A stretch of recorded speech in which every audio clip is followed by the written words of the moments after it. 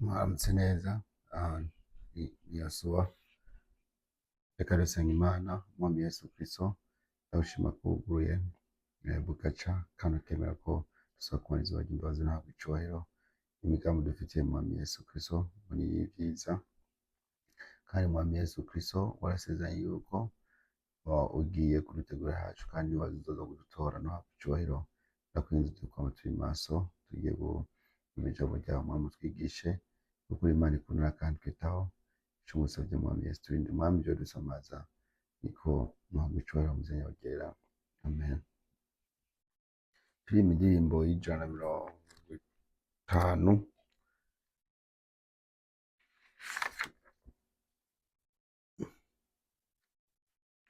Ijana na mirongo itanu na kabiri. Nta wundi mwami ameze nka Yesu, oyaye nta namba. Nta wundi wo kudukiza urupfu, oyaye nta namba.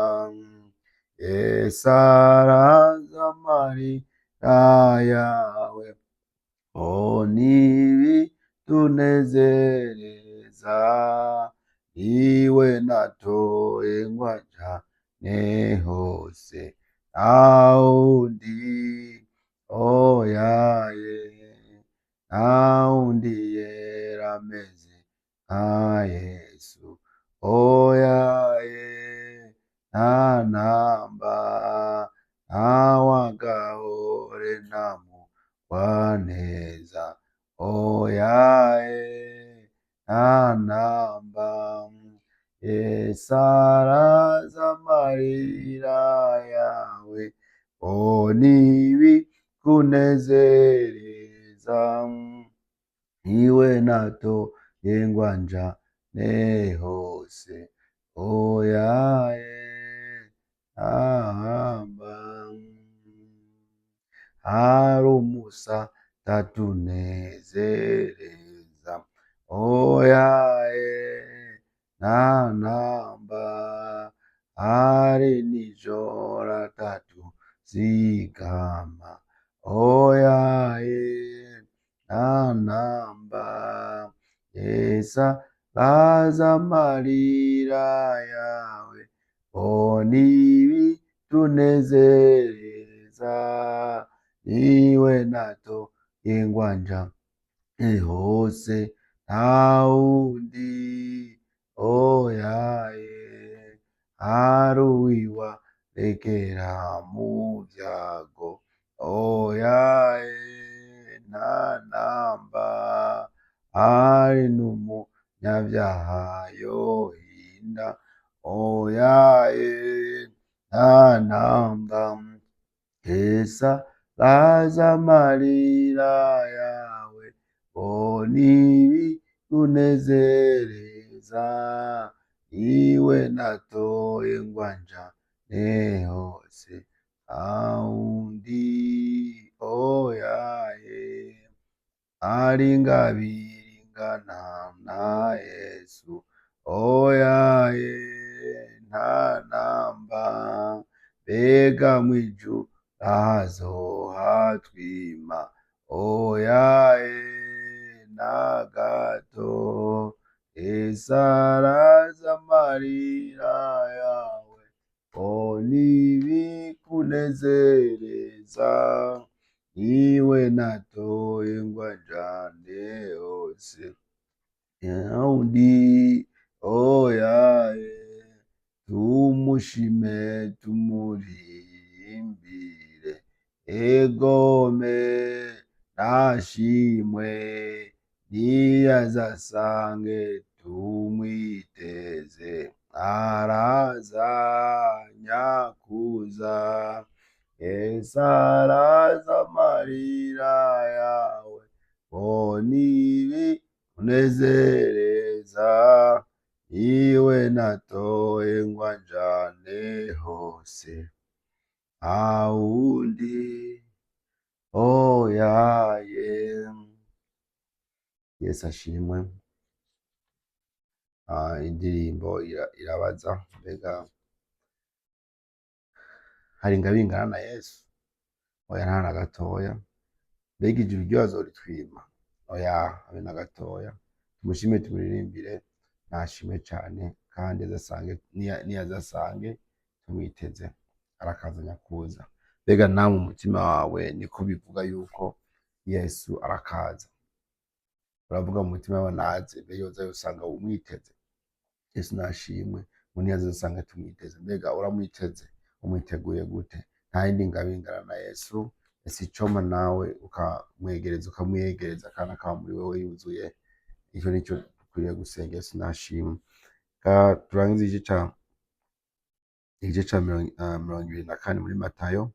Ego turacavuga ku bijanye no kuza kwa Yesu, ngo ntawuzi umusi n'isaha umwana w'umuntu azozirako, ngo mbere na sewe kiretse sewe niwe awuzi gusa, ngo n'abamarayika n'abakibusi bo mw'ijuru ngo nta wundi awuzi atari Data. Yesu nashimwe cane.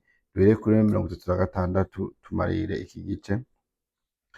Matayo 24:36 turasoma gusa.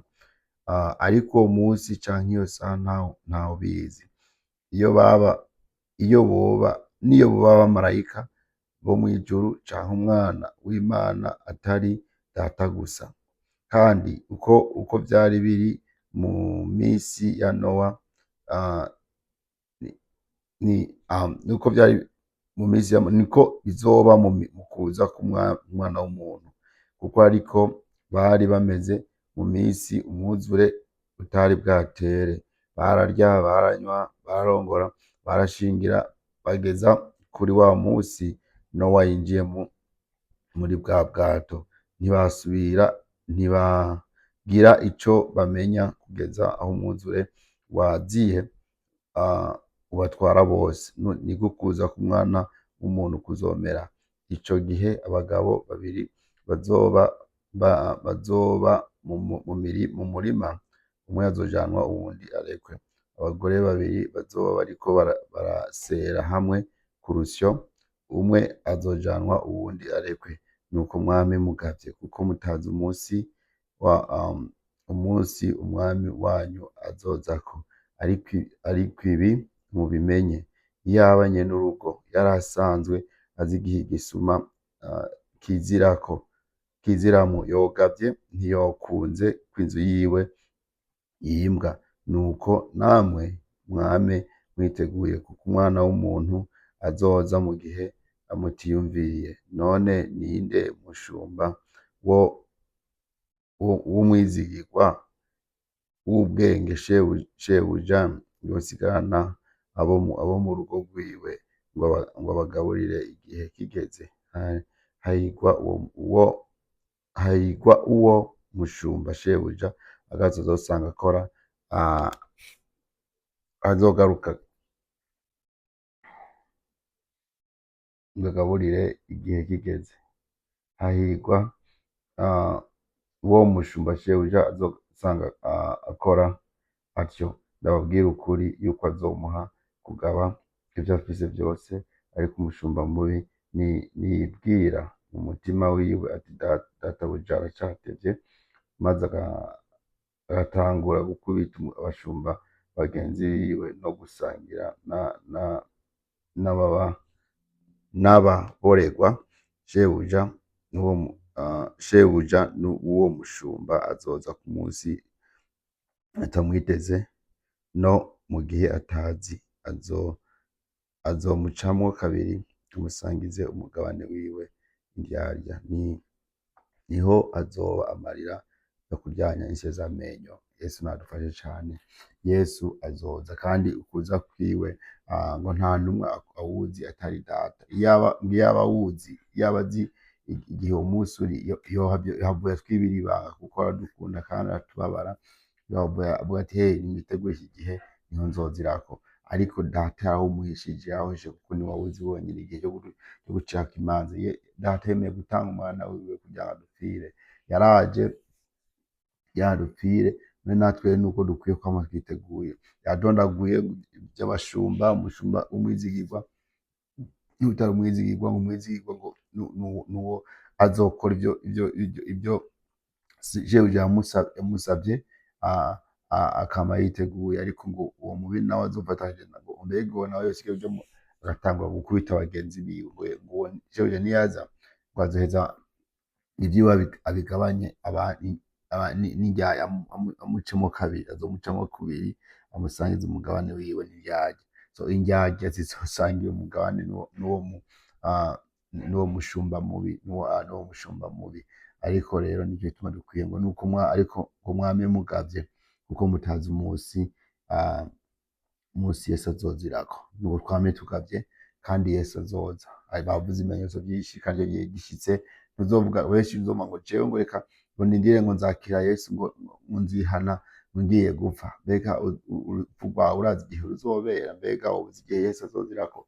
Nta numwe azi uwo munsi. Bisiguye gusa ibimenyetso biriho birerekana ko Yesu agiye kuza, ngira twarabivuze ariko cane. Nuko rero twame twiteguye ikintu kitumenyesha uko dukwiriye kwihangana. Yesu nadufashe cane. Hanyuma rero nuko mwame mugavye, twame tugavye, Yesu azoza kandi azojana biteguye. Sinzi ko nawe witeguye. Ibimenyetso vyerekana ko aza biri hafi. Mwami Yesu Kristo dore kwitegura, rero mwami kwitegura ko kugira ngo uzoze usange twiteguye. Yesu nuhabwe icubahiro. Urakoze kutubabara mwami, ivyo ugomba nibikoreke. Ndazi mwami Yesu Kristo kutuba hafi, uturinde kandi tugire neza mwami. Uraduhe mwami Yesu kuragiza neza. Ese ico mukazosanga mwami niteguye uzobukoze, ni mw'izina rya Yesu Kristo, amen. Mutubabarire bumva ko akagripe karucakiye, ariko ijambo ndizera ko mwaryumvise. Hanyuma dukomeze gusengeranira. Imana ibahe umugisha. Hanyuma nashaka guhamagarira yuko twokwandika kuri kalenda, tuzogira amasengesho yo kwisonzesha kugira ngo Imana ibane natwe, cane cane dusaba Mpwemu Yera kugira ngo atuyobore. Mpwemu Yera abe muri twebwe, kuko uwo niwe azotumenyesha ibihe bigeze, uko dukwiye gukora. Ntacyo twoshobora gukora tudafise Mpwemu Yera. Kandi dusenge kugira ngo habandanye haba ubumwe mw'ishengero. N'iki gihe Imana iduhe kwama twiteguye. Rero nzoba itariki 27/2019, ku babishoboye mutangure gusenga kugira Imana ibayobore, abayobore ku byo mwifuza, ku mugambi, ku buryo muzokwifatanya natwe mu masengesho. Yego dukwiye gusenga ko Yesu yarasenga. Imana ibahe umugisha, amen.